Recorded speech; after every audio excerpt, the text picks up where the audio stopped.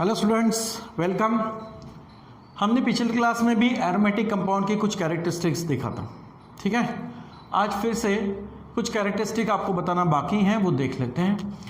देखो, characteristics of aromatic compound में एक कैरेक्टरिस्टिक्स ये भी है कि प्राइमरी अमाइन, ठीक है, primary amine of aromatic compound, ठीक है, primary amine of aromatic compound form aromatic compound form diazo compound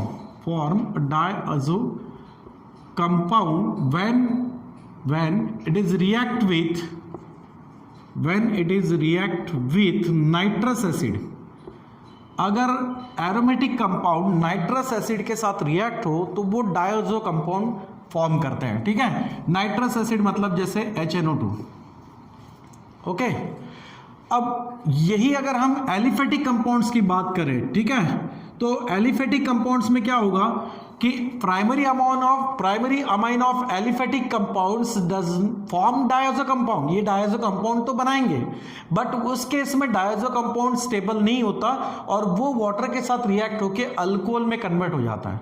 यानी primary amine of aliphatic compounds की बात करते हैं, ठीक है, primary amine of aliphatic compound, ठीक है, एलिफेटिक कंपाउंड रिएक्ट्स विथ, ये अगर रिएक्ट हो किससे, reacts with the nitrous acid that's HNO2, ठीक है। सो इट गिव्स, ये क्या देगा, primary amine of aliphatic compound reacts with nitrous acid, it gives alcohol, ये अल्कोहल का फॉर्मेशन करता है, ठीक है। अब देखो, जैसे कि primary amine of aromatic compound, amine मतलब जिसमें अमाइनो ग्रुप होगा वो होता है NH2। एरोमेटिक कंपाउंड कैसे बनते हैं, बेंजीन के डेरिवेटिव होके, यानी बेंजीन का मॉलिक्यूलर फार्मूला क्या होता है, C6H6। तो बेंजीन के जो 6 हाइड्रोजन है उनमें से मान लो एक हाइड्रोजन सब्सटीट्यूट होता है अमाइनो ग्रुप से, तो वहां पर जो कंपाउंड मिलेगा उसको बोलेंगे हम primary amine of aromatic compound. जैसे कि NH2 ग्रुप, अगर ये बेंजीन रिंग को अटैच होता है और यहाँ पर एक हाइड्रोजन सब्सटीट्यूट होता है बाय अमाइनो ग्रुप, इसको स्पेशल नेम से अगर देखा जाए तो बोलते हैं एनिलीन, ठीक है, इसको क्या कहेंगे, एनिलीन, या फिर आप कह सकते हो अमाइनो बेंजीन।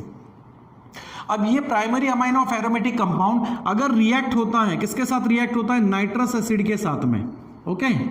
नाइट्रस एसिड के लिए क्या करते हैं हम, सोडियम नाइट्राइड को रिएक्ट करते हैं हाइड्रोक्लोरिक एसिड से और इनकी रिएक्शन से आपको नाइट्रस एसिड मिलेगा। ये नाइट्रस एसिड जब एनिलीन के साथ रिएक्ट होता है तो यहां पर डायazो कंपाउंड का फॉर्मेशन होता है, ठीक है, डायazो कंपाउंड। ये डायazो कंपाउंड मतलब क्या, इसमें नाइट्रोजन जैसे कि अमाइनो का है, उसी तरह नाइट्रस एसिड में भी नाइट्रोजन होता है, तो nitrogen double bond with nitrogen, ठीक है। ये जो ग्रुप है इसको बोलते हैं डायazो ग्रुप, ठीक है। तो ये डायazो इसके साथ में ग्रुप अटैच हो जाता है और साथ में जैसे कि यहाँ पर आपने sodium nitride plus hydrochloric acid लिया है तो यहाँ से क्लोरीन भी इसके साथ अटैच होता है, ठीक है। इसके मैकेनिज्म को हम आगे पढ़ेंगे, ठीक है, जब ये टॉपिक हमारा आएगा आगे उसको डिटेल पढ़ेंगे। फिलहाल तो हम सिर्फ कैरेक्टरिस्टिक्स के बारे में देख रहे हैं। तो क्या होता है यहाँ पर कि primary amine of aromatic compound that's aniline reacts with the nitrous acid and gives the diazo compound. इसको हम क्या कहेंगे, डायazो कंपाउंड दैट्स बेंजीन, ठीक है, बेंजीन डाइजोनियम क्लोराइड, ठीक है, बेंजीन डाइजोनियम क्लोराइड। और ये बहुत यूज होता है अदर ऑर्गेनिक कंपाउंड्स के फॉर्मेशंस के लिए, ठीक है। लेकिन अगर यही हम एलिफेटिक कंपाउंड की बात करते हैं, एलिफेटिक कंपाउंड जैसे कि हाइड्रोकार्बन अल्केन हुआ। अब अगर अल्केन का यहां से हाइड्रोजन अगर सब्सटीट्यूट होता है बाय अमाइनो ग्रुप और RNH2, इट्स अल्किल अमाइन, ठीक है, तो यहां पर क्या होगा, इसका अगर आप नाइट्रस एसिड के साथ रिएक्शंस करते हो बिल्कुल जैसा यहां पर हुआ, ठीक है, sodium nitrite and hydrochloric acid, तो होगा क्या, यहां पर बेंजीन डाइजोनियम क्लोराइड बना, ठीक है। तो यहां पर क्या होगा, अल्किल डाइजोनियम क्लोराइड बनाएगा, ठीक है, यानी अल्किल डाइजोनियम क्लोराइड ऐसे बनेगा, ओके। अब ये अल्किल डाइजोनियम क्लोराइड क्या होता है, यहां पर ये स्टेबल नहीं होता, जैसे कि ये तो हो गया, ठीक है। और ये स्टेबल क्यों होता है, इसके पीछे रीजंस क्या हैं, यहाँ पे रेजोनेंस बेंजीन जो है वो रेजोनेंस इफेक्ट शो करता है जो कि एलिफेटिक कंपाउंड्स नहीं शो कर पाते, ठीक है। उसको तो हम थोड़ा सा अच्छे से पढ़ेंगे क्योंकि हमें पिछले क्लास में मैंने बताया था कि इनकी जो कैरेक्टरिस्टिक्स है वो हम थोड़ा सा डिटेल में पढ़ेंगे आगे। तो यहां पर क्या होता है कि ये अल्किल डायजोनियम क्लोराइड को अगर हम वाटर के साथ रिएक्ट करते हैं तो इस केस में अल्किल डायजोनियम क्लोराइड से क्या होता है, अल्कोहल का फॉर्मेशन होता है। यहां से नाइट्रोजन जो है, ठीक है, ये लीव आउट होता है इन गैसेस फॉर्म। हाइड्रोजन क्लोरीन के साथ में हाइड्रोक्लोरिक एसिड बनाता है, साथ में जो हाइड्रोक्सिल है ये इसके साथ मतलब अल्किल के साथ में यहां पे अटैच होता है, तो यहां अल्कोहल बनता है।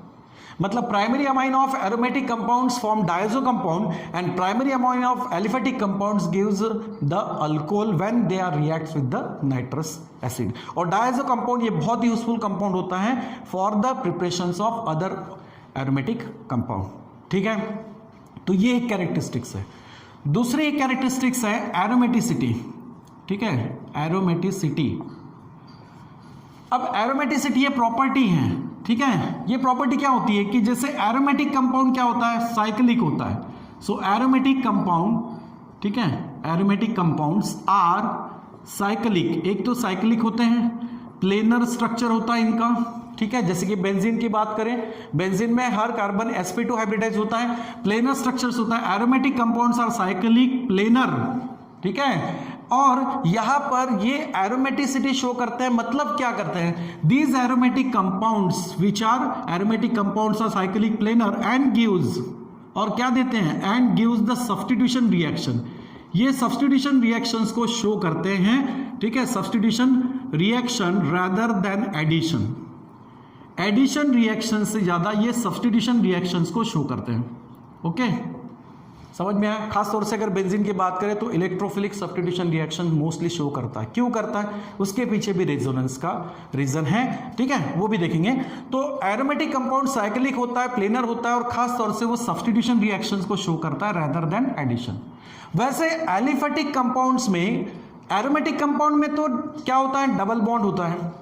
एलिफेटिक कंपाउंड में भी डबल बॉन्ड हो सकता है, लेकिन एलिफेटिक कंपाउंड्स में अगर डबल बॉन्ड प्रेजेंट हो तो वो मोस्टली एडिशन रिएक्शंस को शो करता है। जबकि एरोमेटिक कंपाउंड्स डबल बॉन्ड होने के बावजूद भी, अनसैचुरेटेड कंपाउंड्स होने के बावजूद भी, अनसैचुरेटेड फॉर्म में होने की वजह से भी वो एडिशंस के अलावा सब्स्टिट्यूशन रिएक्शंस को ज्यादा फेवर करता है या फिर सब्स्टिट्यूशन रिएक्शंस को शो करता है। अब ये इसलिए होता है क्योंकि यहां पर एक रेजोनेंस इफेक्ट है, ठीक है, जिसको हम देखेंगे। तो ये जो प्रॉपर्टी है, इस प्रॉपर्टी को, ठीक है, this property is called as the aromaticity. ये जो प्रॉपर्टी है, this property is called as aromaticity. इसको एरोमेटिसिटी कहते हैं, okay, this is called aromaticity. और ये प्रॉपर्टी क्यों होती है, दिस प्रॉपर्टी, ठीक है, अराइज, ये क्यों होती हैं, ये क्यों बनती है इनमें property, this properties arise due to delocalization of pi electron. Delocalization, ठीक है, डीलोकलाइजेशन ऑफ पाई इलेक्ट्रॉन। इसमें पाई इलेक्ट्रॉन का डीलोकलाइजेशन होता है।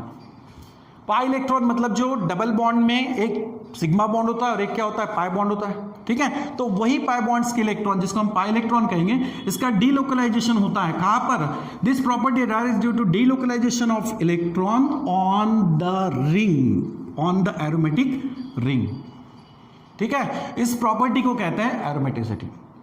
अब एरोमेटिसिटी ये कहां होगा, एरोमेटिक कंपाउंड में होगा, जिससे उसकी एरोमेटिसिटी भी समझ में आएगी। तो इसके बारे में यूकेल रूल है, यूकेल रूल में क्या कहा गया है, ठीक है। इस रूल में कहा गया है कि जो भी एरोमेटिक कंपाउंड्स होंगे, दैट ऑल एरोमेटिक कंपाउंड्स, जितने भी एरोमेटिक कंपाउंड्स होंगे उनमें खास बात क्या होगी, that all aromatic compound must have, उनके पास क्या होना चाहिए, must have 4n+2 pi electron. इनके पास में 4n+2 पाई इलेक्ट्रॉन्स होने चाहिए, किनमें, एरोमेटिक कंपाउंड्स में। So all aromatic compounds must have 4n+2 pi electron, ठीक है। ये उनमें इलेक्ट्रॉन्स होते हैं और यही इलेक्ट्रॉन्स डीलोकलाइज होते हैं ऑन दैट एरोमेटिक रिंग, ठीक है। कुछ ऐसे भी कंपाउंड्स हैं जो नॉन एरोमेटिक है, उन नॉन एरोमेटिक कंपाउंड्स में ये पाई इलेक्ट्रॉन्स नहीं होते। यहां पर जो n दिखाई दे रहा है, ओके, वेयर n, इसको हम कहते हैं where n is an integer, ठीक है। ये n क्या होगा, यहां पर इंटीजर होगा, दैट n = 0 1, ठीक है, 2 3 लाइक दिस। इस तरीके से यहां पर n क्या होता है, इंटीजर। तो एरोमेटिक कंपाउंड्स में ये पाई इलेक्ट्रॉन्स होने चाहिए और होते हैं। नॉन एरोमेटिक कंपाउंड्स में वो नहीं दिखाई देगा। ठीक है, अब ये हम अगर इसको कुछ एग्जांपल्स के तौर से एग्जांपल का यूज करके अगर देखेंगे तो और अच्छे से क्लियर होगा। देखो फॉर एग्जांपल अगर हम बेंजीन की बात करेंगे, ठीक है, ये तो हमारा एरोमेटिक कंपाउंड्स के लिए पेरेंट ही है, इसी का डेरिवेटिव होने के बाद आपको बहुत डिफरेंट ऑर्गेनिक कंपाउंड्स मिलेंगे। तो इट्स बेंजीन, ठीक है, इसका मॉलिक्यूलर फार्मूला C6H6। यहाँ पर क्या होता है, सिंगल डबल अल्टरनेट बॉन्ड होते हैं जिसको कॉन्जुगेशन भी कहते हैं। अब यहाँ पर अगर इलेक्ट्रॉन्स की बात करें तो एक डबल बॉन्ड जो दिखाई दे रहा है उसमें पाई इलेक्ट्रॉन कितने आएंगे, यहाँ पर 2, यहाँ से पाई इलेक्ट्रॉन कितने होंगे 2, और यहाँ पर पाई इलेक्ट्रॉन कितने होंगे 2, यानी टोटल कितने होंगे बेंजीन में 6 पाई इलेक्ट्रॉन्स होंगे। ठीक है, अब ह्यूकेल रूल में बोला गया है कि इनमें एरोमेटिक कंपाउंड्स में इतने पाई इलेक्ट्रॉन होने चाहिए, यानी 4n+2 into pi that equals to observed in case of benzene how much 6। ठीक है, बेंजीन में वो 6 पाई इलेक्ट्रॉन्स हमें ऑब्जर्व होते हुए दिखाई दे रहे हैं। क्यों? क्योंकि वहां पर क्या है 3 ट्रिपल बॉन्ड्स है। ओके, तो यहां पर टोटल क्या हो जाएगा, पाई पाई अगर आप कैंसिल कर दो तो क्या मिलेगा यहाँ पर 4n+2 equals to 6, then 4n equals to 6 - 2 यानी 4 होगा, n इक्वल्स टू क्या मिल जाएगा 1। अब n यहाँ पे क्या है, n यहाँ पे इंटीजर है। अगर n यहाँ पे इंटीजर है इसका मतलब ये हुआ कि ये कंपाउंड्स क्या होगा, एरोमेटिक होगा। Okay, so n is an integer and that's why, ठीक है, n क्या है यहाँ पर, n इज एन इंटीजर, ठीक है, hence this benzene is aromatic compound. ठीक है, ये क्या हो गया, एरोमेटिक कंपाउंड हो गया। समझ में आया? ठीक है, अब नेक्स्ट अगर एग्जांपल देखते हैं जैसे कि नैफ्थलीन। ठीक है, नेक्स्ट एग्जांपल देखते हैं नैफ्थलीन में क्या होता है, 2 बेंजीन रिंग जो है एक दूसरे में ज्वाइन होती है। ठीक है, इस तरीके से ये होता है नैफ्थलीन में। यहां पर क्या होगा 1 2 3 ये 4 और ये होगा 5। ठीक है, यहां पर कितने डबल बॉन्ड दिखाई दे रहे हैं हमें, 5 डबल बॉन्ड दिखा रहे हैं। Each double bond carry the 2 pi electrons, so 5 double bonds carry the 10 pi electrons. तो इसका टोटल कितना हो जाएगा इलेक्ट्रॉन्स, 10 पाई इलेक्ट्रॉन्स इसमें होंगे। अब ह्यूकेल रूल क्या कहता है, ह्यूकेल रूल का कहना ये है कि यहां पर एरोमेटिक कंपाउंड्स में 4n+2 पाई इलेक्ट्रॉन होनी चाहिए। So 4n+2 into pi that equals to how much pi electrons observed in that naphthalene is 10 pi. ठीक है, फिर से यहाँ पर पाई पाई कैंसिल, क्या मिलेगा 4n+2 equals to 10 and then 4n equals to 10 - 2 8, so n equals to how much 2। Okay, अब यहाँ पर भी n क्या मिल रहा है, इंटीजर मिल रहा है। सो n इज एन इंटीजर। ठीक है, n is an integer and hence naphthalene क्या हो जाएगा इससे, hence naphthalene is aromatic compound. ये क्या होगा, एरोमेटिक कंपाउंड होगा। ठीक है, ऐसे कुछ कंपाउंड्स हैं कि जो एरोमेटिक कंपाउंड्स हो सकते हैं। ऐसे आप और भी एग्जांपल्स को ट्राई कर सकते हैं, उनमें टैली करना कि भाई n इंटीजर आता है या नहीं आता है। ठीक है, उसी तरीके से एक और स्ट्रक्चर बता देता हूं, थर्ड एग्जांपल्स अगर देखेंगे। ठीक है, इट्स अ थर्ड एग्जांपल, ये हो गया सेकंड नैफ्थलीन और ये हमने फर्स्ट लिया सपोज बेंजीन। यहां पर साइक्लोपेंटाडाइनाइड आयन की बात करो, साइक्लोपेंटाडाइनाइड, देखो नाम क्या बताया मैंने, साइक्लोपेंटाडाइनाइड आयन। अगर आयन हो तो उस केस में हम मोस्टली आईडी लगाते हैं। अब साइक्लोपेंटा बोल रहा है, यानी इसका मतलब होगा कि 5 कार्बन से यहां पर साइक्लिक रिंग बनेगी। डाई मतलब 2 और ईएन बताता है डबल बॉन्ड, तो यहां पर होंगे 2 डबल बॉन्ड। और ये आईडीई यानी आयन की बात कर रहे हैं, तो आयन में क्या होता है, यहां पर एक कार्बन के पास यहां पर निगेटिव चार्ज होगा, इसको कहेंगे साइक्लोपेंटाडाइनाइड आयन। अब अगर इसकी बात करें हम कि भाई ये एरोमेटिक कंपाउंड्स होगा या नहीं होगा, तो क्या होगा, यहां पर देखो कितने हैं 2, ये 2 पाई इलेक्ट्रॉन 4 और यहां पर इलेक्ट्रॉन की पेयर दिखाई दे रही है। ठीक है, ये जो है ये क्या इलेक्ट्रॉन पेयर है। ओके, डीलोकलाइजेशन में ये भी इलेक्ट्रॉन पेयर इन्वॉल्व होती है। तो कितने हो गए टोटल इलेक्ट्रॉन 2 + 2 4 and 2 6। तो यहां पर अगर एरोमेटिसिटी चेक करें तो 4n + 2 = होगा 6, देन 4n = 6 - 2 कितना होगा यहाँ पे 4। सो 4n = क्या होगा 4, देन n = हो जाएगा 1। वापस से n क्या मिला आपको, इंटीजर मिला। इसका मतलब ये है कि ये भी क्या होगा, एरोमेटिक कंपाउंड होगा। ठीक है, अब इसके अलावा भी कुछ एग्जाम्पल ऐसे हैं कि जो साइक्लिक तो है, प्लेनर भी है, लेकिन एरोमेटिक कंपाउंड नहीं है। ओके, तो ऐसे एग्जांपल्स के लिए हम नेक्स्ट क्लास में उनके बारे में भी डिस्कस करेंगे। आज के इसमें तो हमने सिर्फ एरोमेटिक कंपाउंड्स कौन से हैं और उनमें एरोमेटिसिटी का जो रूल है, ह्यूकेल रूल जो है, ये कैसे ओबे होता है वो देख लिया। नेक्स्ट क्लास में हम कुछ कंपाउंड देखेंगे जो नॉन एरोमेटिक नहीं है, मतलब नॉन एरोमेटिक है। ठीक है बेटा, चलो, थैंक यू वेरी मच।